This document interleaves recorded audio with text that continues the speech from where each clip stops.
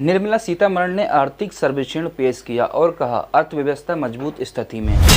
आई जानती कितनी अर्थव्यवस्था मजबूत है। तब तक वीडियो को लाइक करके चैनल को सब्सक्राइब कर लीजिए।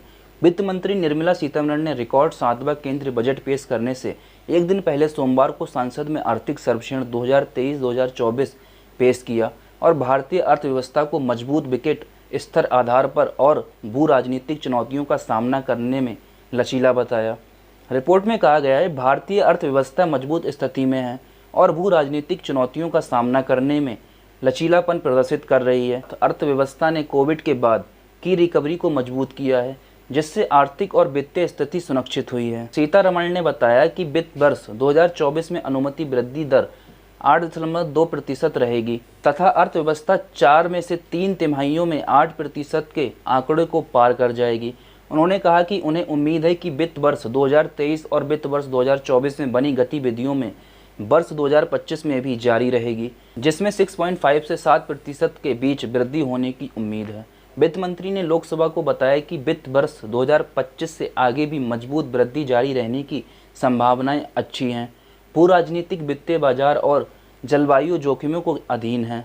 इसकी तुलना 2023 में 3.2% के वैश्विक आर्थिक वृद्धि, मैं बता दूं, अप्रैल में विश्व आर्थिक मंच से प्राप्त हुआ ये डाटा है। इसमें कहा गया है देशों के विकास प्रदर्शन में भारी अंतर घरेलू संरचनात्मक मुद्दों और भू राजनीतियों संघर्ष के आसमान जोखिम के कारण है। इसके बारे में रिजर्व बैंक को उम्मीद है कि वित्त वर्ष 2025 में ये 4.5% और अगले वर्ष 4.1% रहेगी। नियंत्रण में है। ये सामान्य मानसून और किसी बाहरी या नीतिगत झटके के अभाव से संभव हुआ है।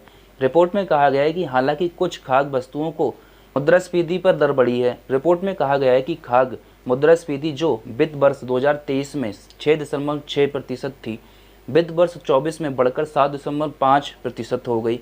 रिपोर्ट में कहा गया है कि इस वृद्धि के लिए प्रतिकूल मौसम की स्थिति को जिम्मेदार ठहराया गया, जिसने उत्पादन को सीमित कर दिया। रिपोर्ट में कहा गया है कि किसानों को चरम मौसम की घटनाओं और कम होते जलवायु के कारण चुनौतियों का सामना करना पड़ा। खुदरा मुद्रास्फीति जो वित्त वर्ष 23 में औसतन 6.7% थी, सरकार के समय पर नीतिगत हस्तक्षेप और आरबीआई के मूल स्थिरता उपायों के परिणाम स्वरूप वित्त वर्ष 24 में घटकर 5.4% हो गई।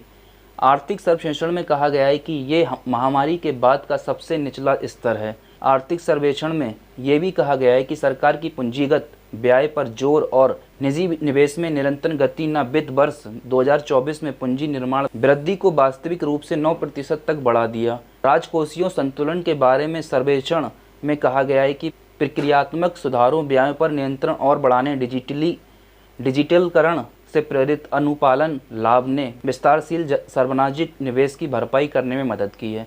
चालू खाता घाटे के बारे में सर्वेक्षण में कहा गया है कि वित्त वर्ष 2024 में ये सकल घरेलू उत्पाद का 0.7% रहे, जो वित्त वर्ष 2023 में 2% के घाटे से काफ़ी बेहतर है। इसमें कहा गया है वस्तुओं की कम वैश्विक मांग के कारण वहाँ संतुलन पर दबाव पड़ा है, लेकिन मजबूत सेवा निर्यात ने इसे काफ़ी हद तक संतुलित कर दिया है। लेकिन रिपोर्ट में कहा गया है कि उच्च विकास आकांक्षाओं वाले देश के लिए परिवर्तन ही एकमात्र स्थिरता है तथा कहा गया है कि उच्च सुधार के दौर को कायम रखने के लिए घरेलू मोर्चे पर कड़ी मेहनत करनी होगी। सरकार ने कहा कि ऐसा इसलिए क्योंकि पेचीदा है इंटरनेशनल माहौल के कारण व्यापार, निवेश और जलवायु परिवर्तन सहित प्रमुख मुद्दों पर समझौतों तक पहुंचाना कठिन हो गया।